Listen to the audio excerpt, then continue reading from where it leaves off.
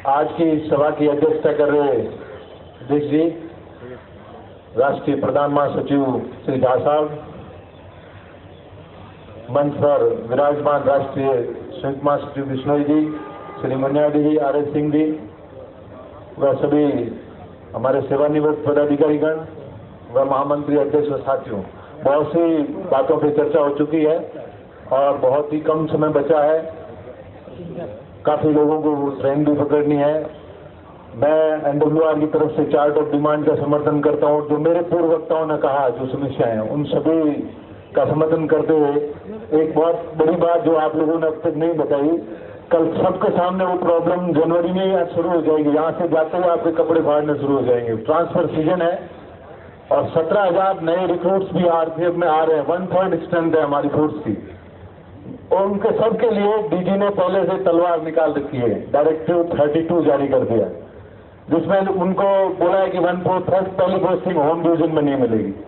तो ये सबसे बड़ा ज्वलंत हमारी अभी समस्या रहेगी। इसके लिए इस मीटिंग में कोई प्रस्ताव लेना चाहिए कि ये डायरेक्टिव फॉल्स है, गलत है, इसको वापस लिया जाना चाहिए, इसका विरोध होना चाहिए। विरोध किस तरीके से किया जाना चाहिए ये तय होना चाहिए। जैसे पहले बाबा ने डायरेक्टिव स्टैंडिंग ऑर्डर का विरोध किया और वो वापस लिया गया, उसी बात को घुमा के उन्होंने होम डिवीजन को नए लड़कों के लिए लागू कर दिया और डिस्ट्रिक्ट को जो है सबके लिए लागू कर दिया।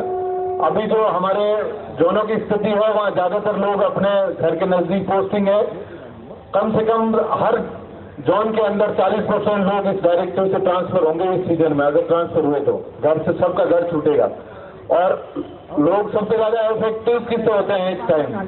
ट्रांसफर ही बड़ा एक मुद्दा रहता है। बाकी तो मुद्दे 1-2 दिन झेल लेते हैं कि ठीक है अगले साल हो जाएगा, आगे हो जाएगा, पीछे हो जाएगा, लेकिन ये स्थानांतरण एक ऐसा मुद्दा है। और जो भी डीजी आता है, ये करप्शन का भी सबसे बड़ा जो है क्षेत्र है। स्थानांतरण जो है किसी भी कर्मचारी के मामले में बड़ा मुद्दा है और इसी के माध्यम से जो है अधिकारी जो है करप्शन करते हैं और डीजी आरपीएफ भी यही कर रहे हैं। वो बार बार इसको समझ में उन्होंने ज्वाइन करने के बाद स्थानांतरण संबंध में जितने आदेश जारी किए, ये परिलक्षित होता है कि वो इसमें अनड्यू चाह रहे हैं और पूरे हिंदुस्तान को दिल्ली दौलताबाद बना के घुमा रहे हैं। इधर रोड पेशी हो रही है, ट्रांसफर लोगों का हो नहीं रहा है और डायरेक्टिव का नया नया माध्यम बना रहे हैं। ये डायरेक्टिव जो है पार्लियामेंट के पास जो रूल है उसके भी खिलाफ है, पूर्णतः संवैधानिक है।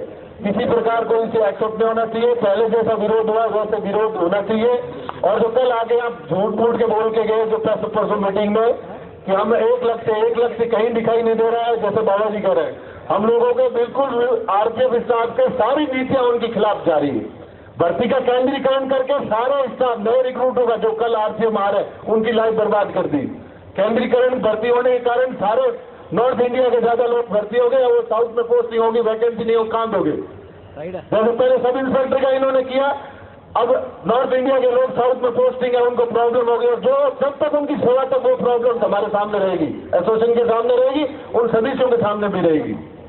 तो और पूरे टाइम के लिए उनकी लाइफ को बर्बाद कर दिया और इन 17,000 लड़कों के भी लाइफ को इन्होंने भर्ती केंद्रीकरण करके बर्बाद कर दिया। केंद्रीकरण के कारण जो है ऑल इंडिया लेवल पे ऑल कारण नॉर्थ इंडिया के लोग इसमें भर्ती हुए हैं। 17,000 में से आपको कम से कम 11,000 लड़के नॉर्थ इंडिया के और उनको पोस्टिंग तो वैकेंसी के अनुसार साउथ में भी मिलेगी। ऑलरेडी लिस्ट जारी हो गई है, तो लोग परेशान रहेंगे और वो परेशान रहेंगे जब तक एसोसिएशन वाले कोई जिन्हें नहीं बोलेंगे ट्रांसफर कराओ, हमारा अदर जोन कराओ, जैसे जाके अपन देखते हैं और बोलते हैं कि हमारा उद्देश्य एक है, सबकी ट्रेनिंग बर्बाद है। ट्रेनिंग में कहीं के लोग कहाँ और किस तरीके की व्यवस्था की, ये सारा रूल का वॉल्यूशन करके वो काम कर रहे हैं और दिखाते हैं वीडियो कॉन्फ्रेंसिंग करके कि हम बहुत अच्छा कर रहे हैं, हमारा लक्ष्य। डायरेक्टिव 33 जारी किया, वो भी बिल्कुल उन्होंने कोई कुछ नहीं देखा। डायरेक्टिव 31 जारी किया, वो भी जो गलत किया, उन्होंने सैंक्शन स्टैंड नहीं दी। डीआरएम को और डीएम के बंगलों से ड्यूटी लगा, नॉन कोर एरिया से कोर एरिया में ले लिया, लेकिन कोर एरिया की सैंक्शन स्टैंड नहीं दी। उसमें कोई भी डायरेक्टिव जारी करते हैं तो उसका क्या वो कैसे इंप्लीमेंट होगा, उसका जो वित्तीय कॉन्फ्रेंस हो रही है सैंक्शन स्कीम की, वो लेना पड़ता है। ऐसे सारे तमाम आदेश बैरिक के संबंध में और दूसरे संबंध में झूठ मूठ का कॉन्फ्रेंस कराते हैं।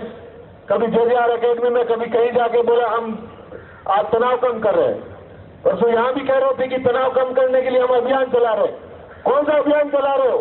जो एसोसिएशन मीटिंग में जो बातें उठती है और आपके संज्ञान में लाई गई है, एसआईबी भी आपकी रिपोर्ट देती है, उनमें एक में आपने इम्प्लीमेंट नहीं किया। तो कौन सा तनाव दूर करो? तनाव दूर करने की बात तो एसोसिएशन करती है हर मीटिंग में, और उनके सारे मुद्दे तनाव दूर करने वाले अगर आप वास्तव में चाहते हैं तो उनको इस तरह से लागू होना चाहिए। लेकिन डीजीआर से वो उसके आगे लेटर जारी करते हैं बार बार तनाव देने वाले। तो ये दोगली व्यवस्था जो आरपीएफ के डीजीआरपीएफ की चल रही है, वो हम लोगों को बहुत ही असंतोष स्टाफ में बढ़ रहा है। लास्ट तक मैं मेरे जोन की बात कर रहा हूँ कि अभी जो ट्रांसफर के जो जनवरी फरवरी में होने वाले उनके लिए मेरे जोन में लोग आक्रोशित है, उनका घर छूटेगा। उनमें जो पार्लियामेंट से होम स्टेशन को लिखा गया कि नजदीक जो स्टेशन है, उस होम स्टेशन को उन्होंने डिस्ट्रिक्ट मान लिया है। डिस्ट्रिक्ट के बाद ट्रांसफर होने के चक्कर में लोग प्रताड़ित हो रहे हैं, बेचारे अभी से टेंशन में। ऐसा स्टैंडिंग ऑर्डर 10 में भी 110 में भी था, होम डिवीजन का दिया, उसमें भी बहुत से लोग इफेक्ट होने वाले थे। तो इसमें रेलवे को भी लॉस होगा, राजस्व का नुकसान होगा, और बिना बात के स्टाफ को और टेंशन दे रहे हैं। तो ये जो इस प्रकार का जो उन्होंने उनके एक भी आदेश उनके ज्वाइन करने के बाद जो कानूनी रूप से लीगल नहीं है, सारे फोर्स आदेश जारी कर रहे हैं। आज के बाद अगर आपको सदबुद्धि आती है तो एसोसिएशन को विश्वास मिलेगा, एसोसिएशन को जो है सलाह लेकर आप लेटर जारी करें, और जो आपने गलत ऑर्डर किया वो वापस करें, यही मेरा निवेदन है। और ये सबसे बड़ी समस्या अभी हमारे जनवरी फरवरी में स्टाफ के सामने आएगी। और जो ट्रेनिंग करके लड़के आ रहे हैं वो अभी से कह रहे हैं कि ये उन्होंने इनिशियल ट्रेनिंग के बाद किया है, और जो प्रमोशन के बाद भी उन्होंने ट्रांसफर का जो ऑर्डर उसमें है, ये सब ऑर्डर बदलने चाहिए, इनका कोई औचित्य नहीं है। और एक स्थानांतरण पारदर्शिता जो है आनी चाहिए, वो ट्रेन स्कॉटिंग का आदेश जारी किया कि प्रॉपर ट्रेन स्कॉटिंग होनी चाहिए। कहाँ प्रॉपर ट्रेन स्कॉटिंग आपका आदेश होगी जब आपके पास सैंक्शन स्टैंड नहीं? ट्रेन स्कॉटिंग की सैंक्शन स्टैंड तो आज तक नहीं जारी की गई, उसी में से काम कर रहे हैं। तो इस ऑर्डर डायरेक्टिव का औचित्य क्या है? कोई औचित्य नहीं है ट्रेन स्कॉटिंग का, ये प्रॉपर का ढकोसला करने की। फालतू इसमें 4 दिन और बोला ब्रीफिंग कर रहे हैं, हम ट्रेनिंग चला रहे हैं। जो ट्रेनिंग तुम्हें करानी चाहिए वो तो करा नहीं पा रहे हो। 7,000 हमारी ट्रेनिंग की पूरी इंडियन रेलवे की आरपीएफ की स्ट्रेंथ 7,000 को हम ट्रेनिंग करा सकते हैं, तो 7,000 हर साल रिक्रूट होना चाहिए। वहाँ वो ट्रेनिंग कराने, ट्रेनिंग सेंटर को हम जिम्मा रखते हैं, झूठ मूठ का रिफ्रेशर कोर्स के लिए भेज के स्टाफ है नहीं, फिर भी बोला जबरदस्ती कोर्स करने जाओ, 12 घंटे ड्यूटी करके उस ट्रेनिंग सेंटर को